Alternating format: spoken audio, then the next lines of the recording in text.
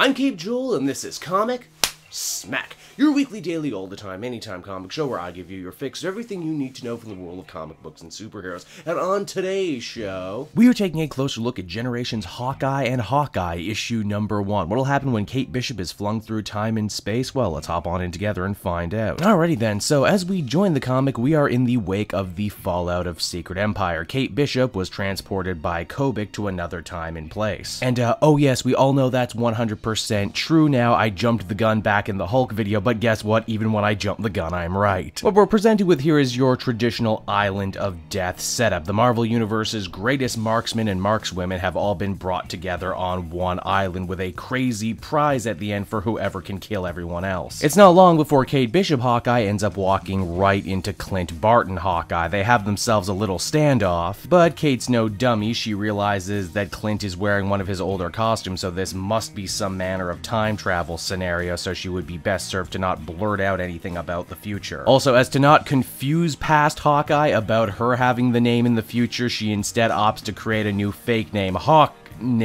Yeah. This becomes a wonderful running joke throughout the issue about that being a silly name, only for Kate to fire back, yeah, well, that's a silly costume you're wearing. I mean, oh sure, it's a silly mask, but I've always wanted to try it on. Could I try it on for a little bit? Kate also manages to construct a fairly believable backstory about having been sent to the island to assist Clint by Black Widow, their mutual friend. By joining forces, the two are able to steamroll over some absolute D-list villains, including the likes of Boomerang, but they know if this is a marksman competition, it's only a matter of time before they start running into some serious heavy hitters like Crossfire or even Bullseye. The plan is simple: hunt down whoever's running this operation, take them out, and get back home ASAP. However, things get a million times more complicated when Clint and Kate end up running directly into Clint's old mentor, Swordsman. Swordsman claims he too was kidnapped and brought to this competition, and that if the three of them want to get out of this alive, they should pool their resources together. Obviously, these two don't trust him, but this is a pretty big moment for Kate. She's only ever really heard stories about Swordsman, but this is the first time they've ever come face to face. The three forge a very uneasy alliance, Clint keeping extra eyes on Swordsman in case he does something evil, while Kate goes out of her way to scout a group of ruins that she believes might very well house the mastermind. This leads to a giant two-pronged battle wherein Kate has to duke it out with Crossfire, while across the island, Hawkeye goes mano a mano with Taskmaster. In the end, the puppeteer behind all of these events turns out to be a new character by the name of Eden, with the power to transport people from across time and space as she sees fit. She also just so happens to be an archer and just so happens to be another student of Swordsman. Now, you think this is leading towards a 2-on-2 fight, 2 masters and 2 apprentices duking it out in an archery battle, but no, everything gets all messed up when Bullseye shows up looking to claim the prize. This means Clint has to deal with him while Kate has to deal with everything else. In the end though, once Eden realizes Swordsman is really more interested in Clint than in her as a student, she decides to screw the whole thing, beats him up, and then leaves on her own. And with that, we enter the heartwarming wrap-up of the issue. Both Hawkeyes pat each other on the back for a job well done, and Kate decides to open up to Clint about everything he'll mean to her in the future: a big brother, a teacher, a mentor, and someone she sadly cut out of her life and hasn't seen for far too long. Of course, Clint fell asleep during this touching moment and misses her disappearing into the ether like everyone else in Generations. So that was Generations Hawkeye and Hawkeye number 1, everybody, and overall it was satisfying enough. It gets the job done, but I fear the biggest hurdle this one had to overcome, and the one that it didn't quite clear, is that, well, I don't think the Hawkeyes really needed a Generation story told about them. They hang out together all the time. Their best moments are in each other's books. Kate didn't really need the superhero rub from Clint, or vice versa. They were both doing fine, really. In fact, Kate predates a lot of these new younger heroes who are being featured in this Generation style of book. She was, you know, the blueprint for all of it, really, when you break it down. And the mutual understanding they hit, the thing that they're going to use as the launch pad for the new Legacy Hawkeye book, I don't think you really needed a time travel adventure to come to the thought that, hey, maybe Kate and Clint should hang out more. Overall, it wasn't bad, but it could have been better. I would give it a 6 out of 10. So that's Generations for you, everybody. I hope you enjoyed it, and as always, why not check out some of the other videos I have available on my channel. Then you can follow me on social media at Cape Joel, and if you're feeling in a supportive mood, why not become a patron? Patrons get exclusive access to videos and podcasts before anyone else, and you can do so for as little as $1 a month. So until next time, everyone, this has been Cape Joel. Thank you so much for watching.